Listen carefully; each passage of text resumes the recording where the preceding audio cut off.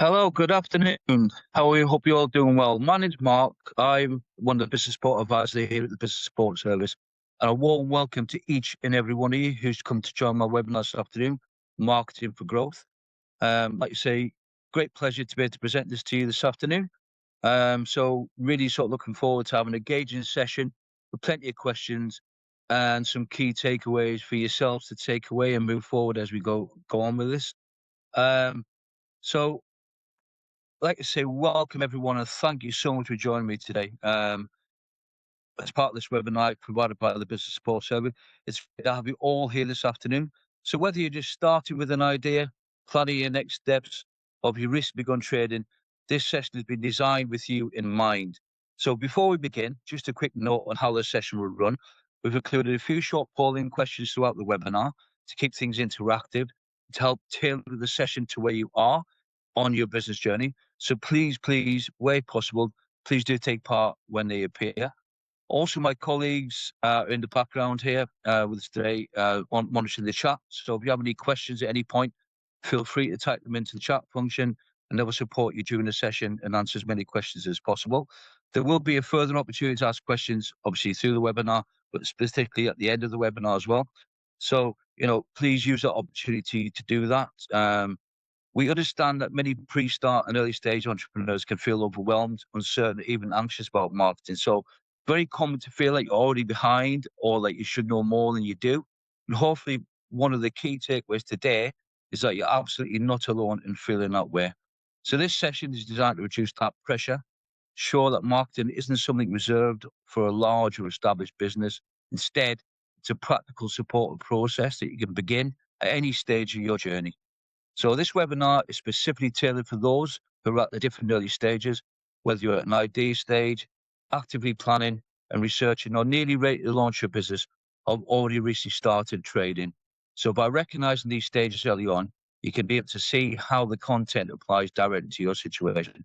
So throughout the session, we'll focus on three main objectives. Firstly, to clarify what marketing really is, and just as importantly, what it is not.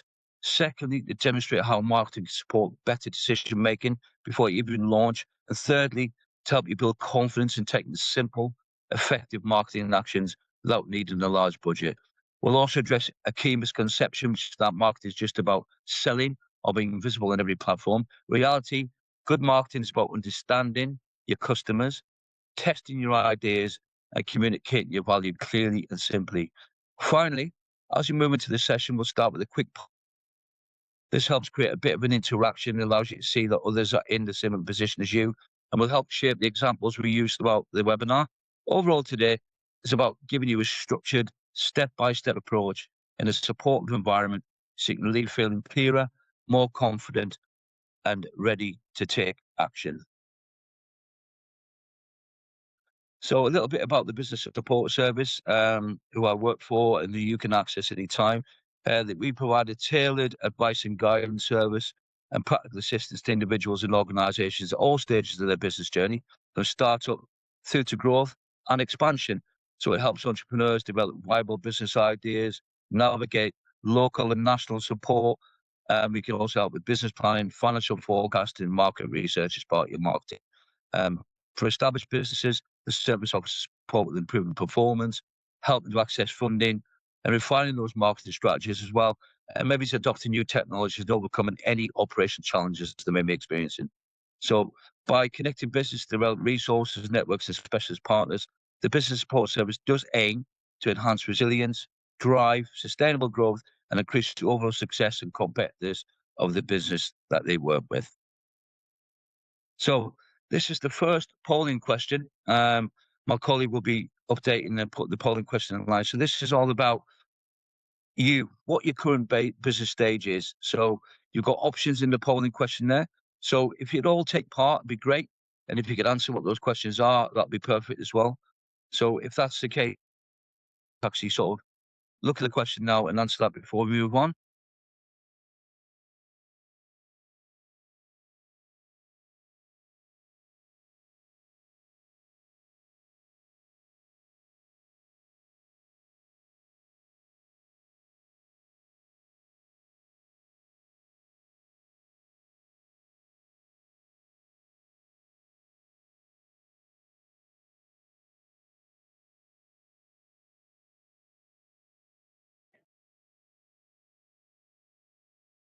I hope you've been able to sort of take part in that.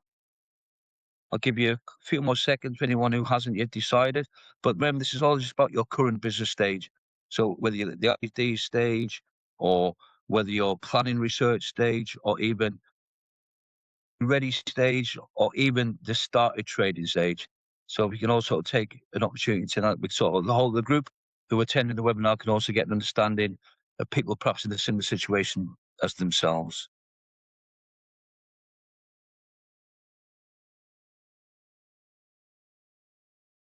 Okay, great.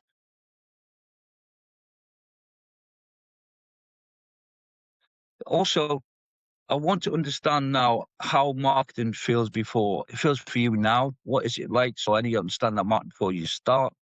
So this particular polling question invites you to reflect honestly on your current feelings about marketing, because many pre-start business owners experience confusion, anxiety, or avoidance when it comes to marketing, often due to information overload or fear of getting it wrong. I mean, this poll is about how marketing feels for you now. So many people feel confused, overwhelmed, or avoid marketing altogether because there's so many opinions and voices telling them what they should be doing. If that's you, I just want to reassure you again that this is completely normal. It doesn't mean you're failing or incapable. It usually just means you haven't yet had a clear, structured guidance. So the results of this poll will help us to adjust the pace and focus of the session, and they help normalize these feelings so you know you're not on your own. So again, if you can all maybe take part and answer this particular poll question, that would be great. I'll give you a couple of minutes to do that.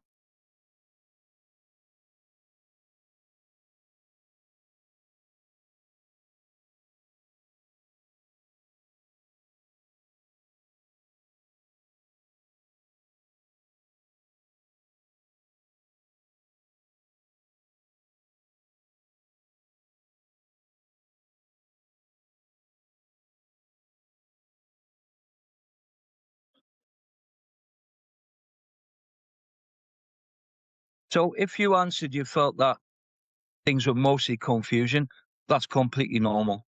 So we'll simplify things and focus on what actually matters. If you felt you were a few inches confused, that's also a good sign, but you already like to have someone standing to build upon. If you know that it's mostly important, but you're unsure, that's a perfect place to be. You see the value, now we can give you the clear starting points to move forward. If you thought that a few you chose that could mean all overconfidence or uncertainty, but both worth addressing. If you feel about dealing with it later, that's risky because marketing should start before you launch, not after.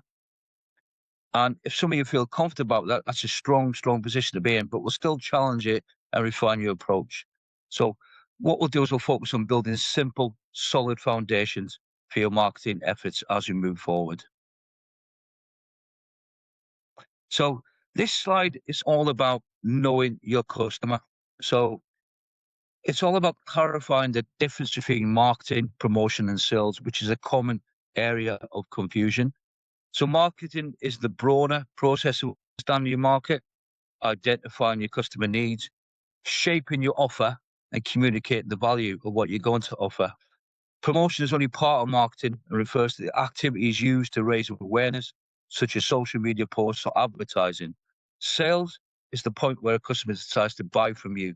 So many pre-start businesses delay marketing because they believe it only begins once a product, website, or logo is finished. So this particular section is going to challenge that belief by explaining that marketing should begin before trading, as it acts as a powerful research and validation tool for your business. For example, speaking to potential customers, testing messaging on social media, or attending networking events can help you validate whether there is a real demand for your business idea. It also addresses common misconceptions such as I must have a website before I start marketing, can help you to avoid most costly delays and unnecessary spending. So marketing, in essence, at this stage, will reduce risk by providing insights that inform pricing, product design, and your customer focus. I would like you to reflect on how marketing currently feels to you, whether confusing, important but unclear, or something you are postponing. So by reframing marketing as a learning process rather than a pressure-filled activity, This can help you to see marketing as an essential foundation for smarter planning and longer term success for your business. So this polling question is all about knowing your customer. So again, think about your target audiences, okay? And we'll talk about building up target persona, building up buyer persona, but it's all about yourself now. So test whether clarity, the customer clarity is based on real insight or assumption, you know. So if you can sort of go ahead and answer that particular polling question, some people might think it's somewhat clear, some might say it is very clear, or some might say it's not very clear. But any stage you are at, it's always good to revisit who your customer audience is and get that clarity of your customers, because that's going to drive all your marketing activity as your business starts to trade and starts to go forward in growth. So I'll give you a couple of minutes to do that, and you take a look at that. So think about who you feel your marketing, your customers are. If someone asks you who your customers are, if I asked you who your customer are, you'll be clear, you'll be to tell me, or if you don't know yet, it's all about building that buyer persona.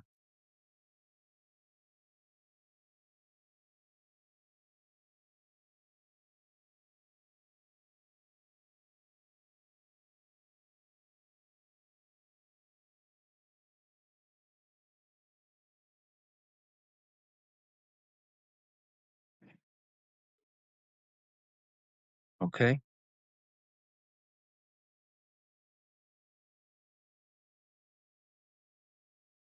Because understanding your customer is the basis of all effective marketing. Yet one of the most common mistakes that pre-start businesses make is trying to target everyone. So this side tries to explain why everyone is not a target market and how trying to people usually results in weak messaging and wasted effort on your part. So your return on investment in your marketing efforts is quite slight. Instead, I'd like you to be guided towards developing a clear target audience and a simple buyer persona. So a buyer persona is a realistic profile of an ideal customer based on demographics, behaviors, challenges, goals, and their motivations. So, for example, I can give you is that a bookkeeping service does not sell spreadsheets. It sells peace of mind, time savings, and financial clarity for a potential customer. So a practical, easy to follow persona example is shared to show that this does not need to be complex or even time consuming on your behalf. So clarifying the target audience early supports better decisions around pricing, funding, product development, service development, and marketing channels later on. So it allows you to focus on where you are going to concentrate your marketing efforts at, which platforms and how you're going to do it. I would also like to encourage you all to assess how clear you currently are about your ideal customer, reinforcing that uncertainty is normal at this stage, very common. But the overall goal is to help you to focus your efforts, build your confidence, and understand that clear customer definition makes all future marketing simpler and more effective. So we're going to look at now your unique value proposition and messages, so your USB, okay, which I mentioned earlier on. So with regards to a unique value proposition, it explains as the clear reason why a customer should choose one business over the other. So rather than suggesting that having a USB automatically builds confidence, this slide in this section clarifies that confidence comes from practicing how to communicate that value consistently through your marketing efforts and your marketing messaging, be that through social media, be that on your website, be that through any networking, or simply explain to someone what your business does and what your business could provide for somebody. So you should start to identify what makes your business different from another business, whether through a specific niche, personal experience, your approach, of way of delivering results that your business can achieve. But at this stage, I would like to emphasize this is placed on avoiding jargon, vague claims, or generic phrases such as high quality or great service, which do not clearly communicate value.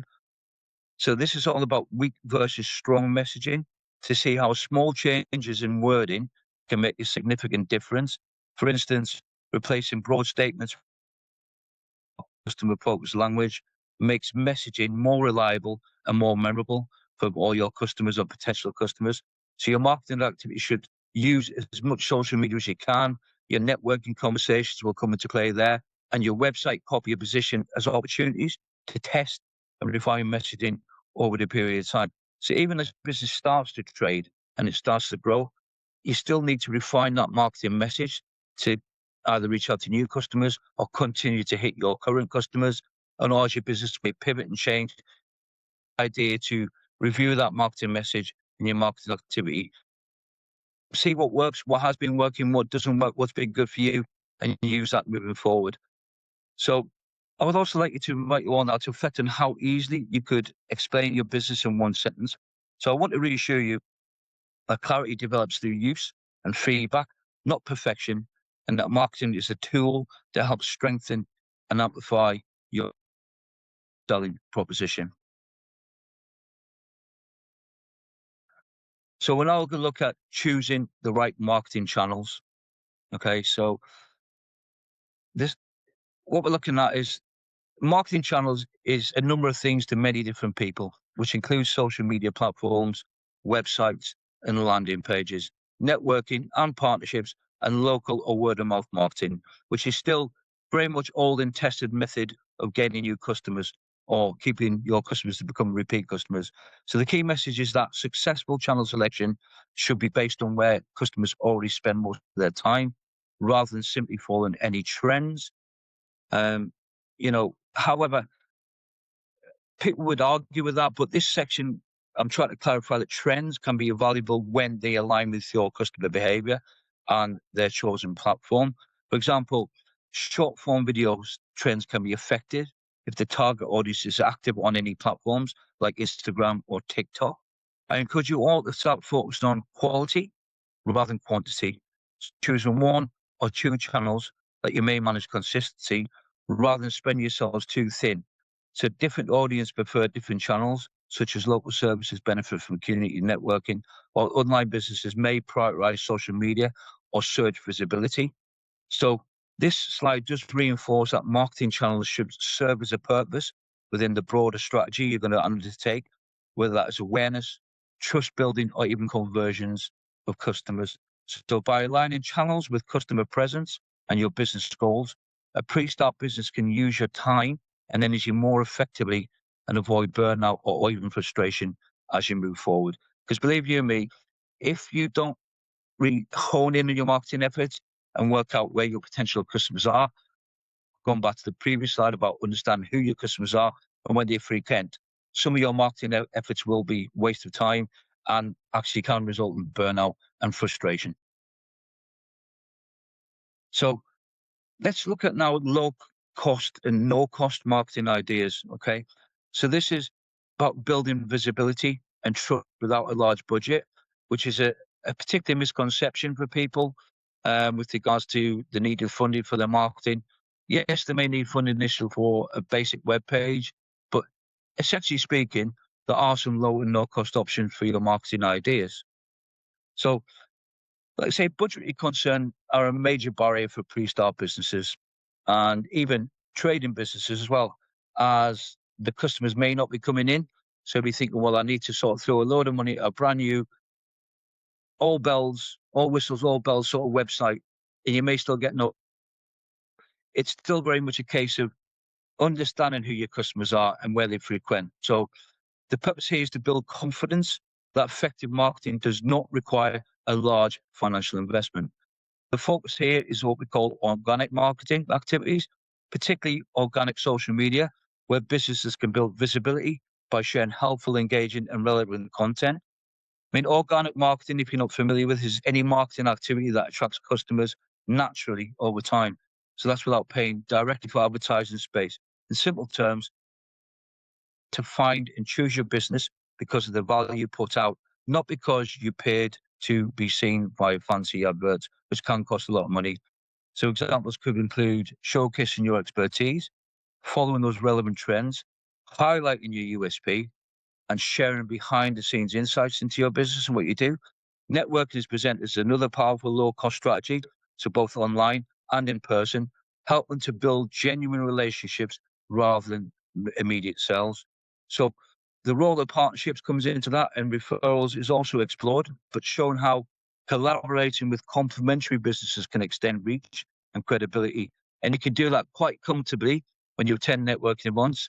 Eventually, you can speak to other businesses who have a similar business to yours, or maybe it's their customer are very similar to yours. You can have conversations there where partnerships can come into play there, and conversations where you can support you, the businesses as well, based on your products or services you and other businesses may offer. So I would encourage referrals from early customers also. It's highlighted as one of the most effective and affordable marketing methods as trust is already established. So with your customers and they're happy with your service and your product, be be be clear. Just ask them, would they be willing to make a referral? Can they refer your business onto other customers they may not? Be confident about what you're doing, and sort of getting that experiential feedback from your customers will actually aid that referral approach as well. So I would like to reinforce though that consistency, authenticity, and relationship building are more important than spending money at this stage. So I want you to leave this section with reassurance that you can take meaningful marketing action even with limited resources, and that early efforts lay the groundwork for future growth and future marketing. So this is all about creating a simple marketing action plan. So it's about developing the 30, 60, and 90-day marketing plan. So this focuses on achievable goals, introduction of paid marketing if required, tracking and measuring success of your marketing efforts, and avoiding what we call shiny object syndrome. So I would like to sort of try and bridge that action by showing you how to develop a simple but realistic marketing plan for the first 30, 60, and 90 days. This focuses on setting basic, achievable goals rather than complex strategies. I mean, early stages prioritize organic marketing, such as building awareness, testing messaging, engaging with trends on relevant platforms, and consistently communicating your unique selling proposition. So as your business becomes more established, your marketing plan can gradually introduce paid marketing options such as Google Ads, Facebook, or Instagram ads, and pay-per-click campaigns to support growth as you move forward. You can also track effectiveness using simple methods like engagement metrics, inquiries, or conversions generated from your marketing efforts. The concept of avoiding what we call a shiny object syndrome is warning you against constantly chasing new tools or platforms without giving existing efforts time to work and embed into your marketing activity. So I would say to you, this structured approach will provide you with focus, accountability, and confidence, helping you all turn your ideas into manageable actions aligned with your overall business goals. So it's not about sort of spending a lot of money. It's all about understanding your customers, but developing that 30, 60, 90-day plan from a simple setup, a simple sort of plan and actions going forward to the 90-day where you've started to get confidence, you start to attract some people, some customers gaining traction from your marketing efforts, then you can take that forward from there. But also, like anything, as you probably recognize with setting a business and starting a business, there are some common marketing pitfalls aligned to this as well. So this is all about mistakes to avoid in early stage marketing. So, avoiding overextension of platforms, just understand your competitive strategies, listen to your customer feedback, because that is the best form of marketing. If you can get some good feedback from your customers, that will help drive your message from an experiential point of view. It will help with those referrals, and it's always good. It's a good sort of confidence builder for yourself starting out a new business. So customers are giving you sort of good, regular, positive feedback, but you need to be patient for results. It won't happen overnight. So, like I said, this highlights the common marketing pitfalls that many new businesses experience. It's not uncommon.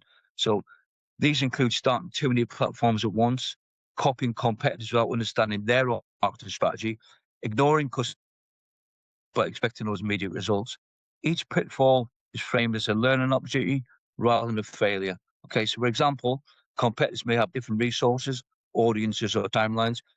Direct comparison a bit misleading for you, but ignoring feedback can prevent improvement, while expecting for quick results can lead to frustration and abandonment of effective strategies. So you don't need to set yourself up to fail. You know, don't spread yourself too thin. customers that are trading with you, give you that feedback, use that positive feedback to help drive your future marketing activity, and the results will come after that.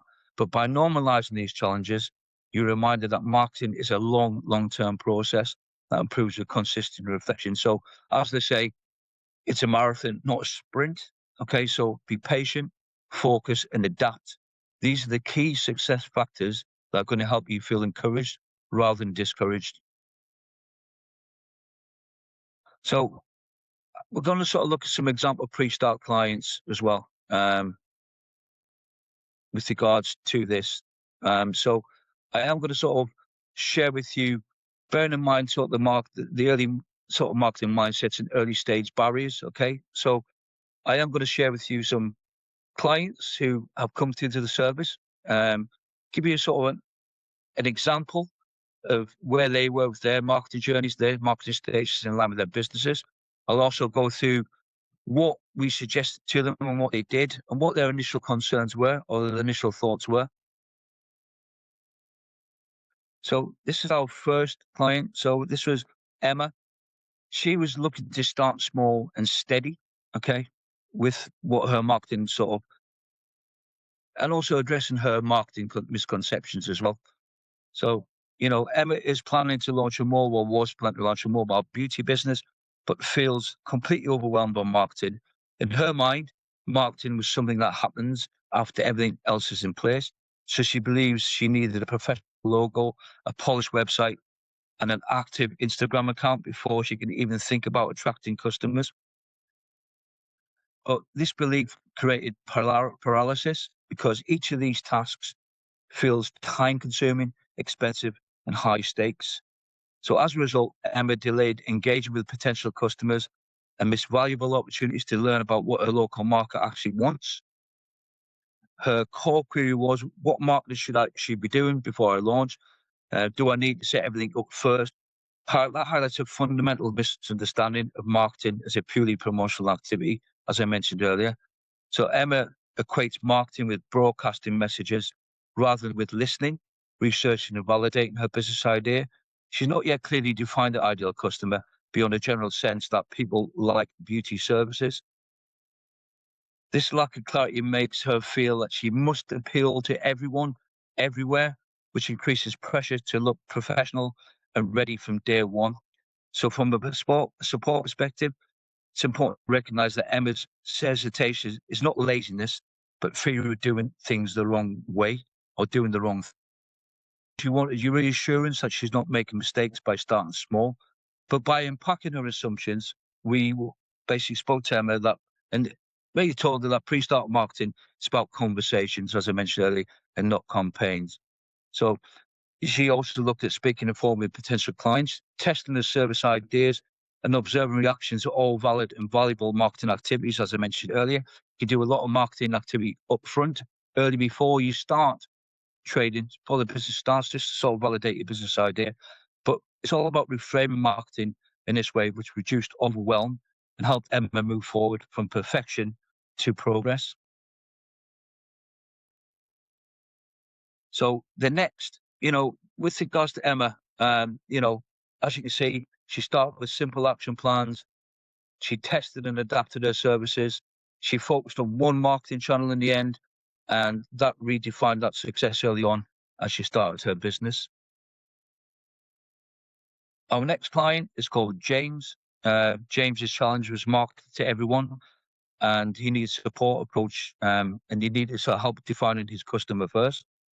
So James, in his early stages, is starting a personal training business and is keen to market himself to online. However, when asked who his ideal customer was or is, his answer is broad: anyone who wants to get fit. So this lack of specificity directly shapes this main question: what best social media platform to advertise on? James assumed that choosing the right platform will solve his marketing challenges without realizing that platforms choice is meaningless without a clear audience. As I mentioned before, clear clarity who the customer is. So the underlying issue here is that James has not yet defined a specific customer segment or problem. I mean, fitness is a crowded market and different groups have very different motivations, barriers, and media habits. So a busy professional looking for an efficient worker, for example, behaves very different from a retired person seeking mobility and social interaction. So by trying to appeal to everyone, James risked creating generic messaging that resonates with no one. So this situation is very common among pre-start clients who are enthusiastic but inexperienced in marketing. So he was eager to take action and sees marketing as something that should basically produce immediate visibility.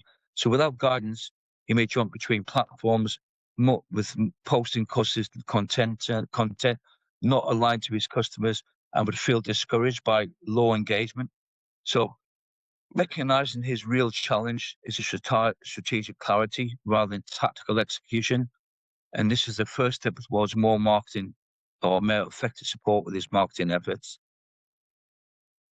So what he did was he created specific customer profiles. He sort of revisited that.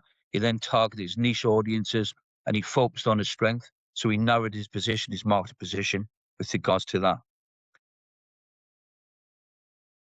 So the next client is Tom, who was struggling to explain his business idea. So he had an unclear value proposition, and he couldn't clarify his messaging. He couldn't test his messaging because of his unclear value proposition.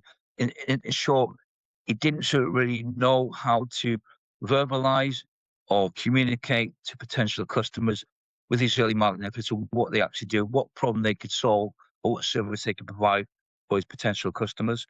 I mean, Tom was launching a dog activity park, and he understood his concept well from an operational perspective, but struggled to clearly communicate its value to customers.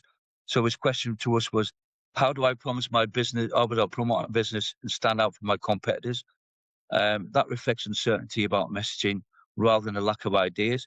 Tom tended to rely on vague phrases such as great service or fun for dogs, which does not clearly explain why someone should choose his park over other alternatives. So the underlying issue here is a weak, or what you say, an unfocused value proposition. So Thomas did not articulate the specific problem his business solved for his unique benefit to his customers or offer his business. So for dog owners, motivations may include safety, okay, socialization, exercise, or even convenience. So without identifying which of these he is addressing, Tom's marketing remains quite generic and doesn't tend to hit the customers he's trying to reach. So this situation is very common among founders of startup businesses who are close to their ideas and assume its value is obvious. But from a support perspective, the challenge was to help Tom step into the customer perspective and translate those features into benefits that resonate emotionally and practically for his customers. Again, what we did, we helped Tom simplify his customer messaging. We looked at testing and refining his language of his messaging, and we also helped him to build and get him to think about building authentic value propositions. Lauren, who again was trying to be everywhere. Okay, so her situation was too many platforms, but too little focus. So the support approach that was for Lauren was prioritization and consistency. So Lauren was planning a handmade candle making business and feels significant pressure to establish a presence on multiple platforms before even launching. So she believes she should be on Instagram, TikTok, Facebook, Etsy, and have a website all at once. Her question, which outlined to us, was which platforms should I be on to get the sales quickly? That actually revealed anxiety about missing out and desire for fast results, which doesn't always come all the time. So the underlying risk here, Lauren, is burnout and inconsistency. So managing many channels requires time, skills, and energy that most pre-start founders did not yet have. So by spreading herself too thin, Lauren risked doing each platform poorly and messaging poorly on each platform, which can damage confidence and her motivation. So this behavior is very often driven by comparison and external advice rather than strategy. So from a business support perspective, it's important to normalize focus and be reassured, Lauren, that success does not require omnipresence, what we call, especially at the pre-stage.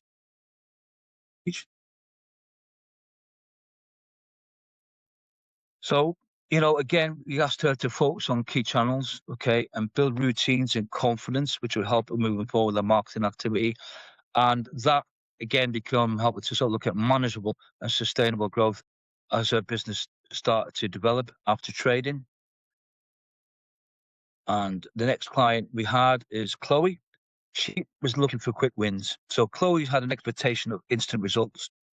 So we support her by looking at that, adopting that 30, 60, 90-day mindset, which I mentioned earlier on. So she's prepared to launch an online tutoring business and is focused on finding the fastest way to get clients. Her question to us was, what's the quickest way to get clients once I go live? And that reflects on expectation that marketing should deliver immediate results, which incidentally doesn't. So this mindset is common in digital businesses where success stories often highlight rapid growth without showing the underlying work. So this risk is disappointment, or she risks being disappointed and discouraged if the results didn't come and appear quickly. So Chloe, she may jump between tactics, abandon the strategy too soon, or lose confidence in her overall idea. So the underlying need here is expectation management and a more realistic understanding of how marketing momentum develops over time. So the support we provided, we played a crucial role in reframing her success as progress over time than rather instant traction. So it's all about sort of taking things small, keeping things focused, keeping an eye on who our customers are, looking at the right marketing social media platforms for her to consider, using that 30, 60, 90-day plan. So the initial 30-day focus was to concentrate on visibility for her and gathering customer feedback to inform her next steps. We looked at refining her messaging, or encouraged her to refine her messaging at 60 days. So the 60-day phase, in this case, was refining that marketing message and offer based on any insights gained from initial customers that she got traction from initial marketing. Then that sort of built trust by the 90-day stage, which focused on building consistency and trust to establish longer term customer relationships, repeat customers, and new customers. So what she did now, or what has done, is what we call creating like a sustainable marketing mindset. So adopting patience and resilience can shift marketing from immediate results to sustainable growth. So as you can see, we've touched on clarifying who your customers are. Looking at marketing is a bite-sized chunk, not it's a longer term project, as it were. Understand who your customers are, understanding what your unique selling proposition is. That will help drive your marketing activity. Not be fearful of doing marketing before the business launches. Avoiding all the shiny tools to think that's going to give you instant results, which it normally doesn't. Any sort of successful marketing is going to be around your understanding your market and sort of focusing on what process you're going to take, how you're going to market in, looking at your market messaging and refining as you move forward. Okay. So I'd like now just touch upon all the support tools in your next steps. So what you have here is you can use particularly after today and moving forward. So there's plenty of free online resources such as startup marketing guides and toolkits, which are recommended to support with your continued learning. So I encourage you to connect with the business support service ourselves on 0800 998 1098 to receive individual guidance and support from our team of business support advisors, where you receive one-to-one guidance tailored to your specific needs. And also, you could look at another particular resource, which is called the Business Academy. Emphasis here is placed on taking one small, actionable step within the coming week, such as perhaps defining what your buying persona is, the buyer persona is, refining a one-sentence business description, USB, or choosing a single marketing channel to focus on. So be that a website, be that your networking, or be that one social media platform. Because I would say in my experience, this approach prevents overwhelm and can help maintain momentum. Support is ongoing, so rather than one-off. So reinforcing the idea of long-term relationship building between yourselves and local and national business support services is key to this. So like you say, you have the business support service ourselves, but also I would like to sort of just briefly touch upon the business growth service as well. So the business growth service is a new business Grow Service make it easy and quicker for small businesses like you to access government advice and support all under one roof. And that includes, as you can see, starting a business, growing your business, even selling overseas from the UK, and much, much more. They have myriad of different online resources. They have online videos there as well that you can access in line with your general startup concerns, your guidance, or even your marketing approach following today. But having said that, following today, I would encourage you to take a look at sort of contacting our service and book an appointment in one of our business support advisors, where, like you say, we look at your situation, your business stage, what your concerns are, what you feel your opportunities are, but you don't know how to actually access them.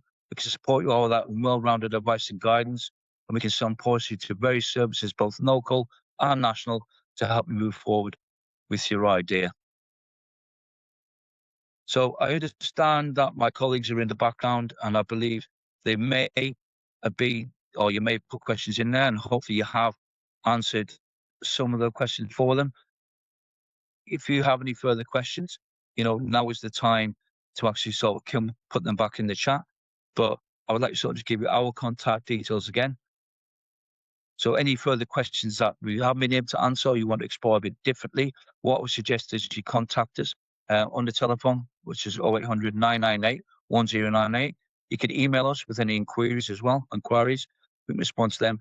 We've got various social media platforms ourselves. We've got X, Facebook, got various content on YouTube and LinkedIn as well. So I'll give you a rounder or firmer understanding of what we do and how we can support. Like I say, it's a free ongoing support service on behalf of the government, the Department of Business and Trade, and we can support you as many stages as you like for as long as you like, with some clear guidance and some lots of resources to help you move forward. And I'll say to you as well, like at this stage, whether you're at the pre-start stage or even early stage trading, no question is a stupid question, and I would suggest that you take the opportunity to reach out to ourselves and national and local business support services to help you drive your business forward and give it every succession or a chance of success. Okay. So if you would like to, you can put further questions in there. But what I would like to do is I would like to leave you with one final thought, if I may. So as we wrap up today's session on Market to Grow, do one simple truth. Okay. Growth isn't an accident. Okay. It's a series of intentional and repeatable actions. You now have the tools to attract the right customers, communicate your value clearly, and build a brand that earns trust from day one. So your next step is to take one action, just one, in the next 24 hours, whether it's refining your messaging, mapping your customer journey, or planning your next campaign. Momentum starts with a single move. So in short, small steps, big growth. Start today. So I'd love to sort of consider what you're going to take away for today's session, and think about what it is you're going to use to help move forward with your marketing plans. So I would like to say a big, big thank you for showing up today with ambition and curiosity. So startups grow when founders grow. And you've taken that step today. So a big well done for that.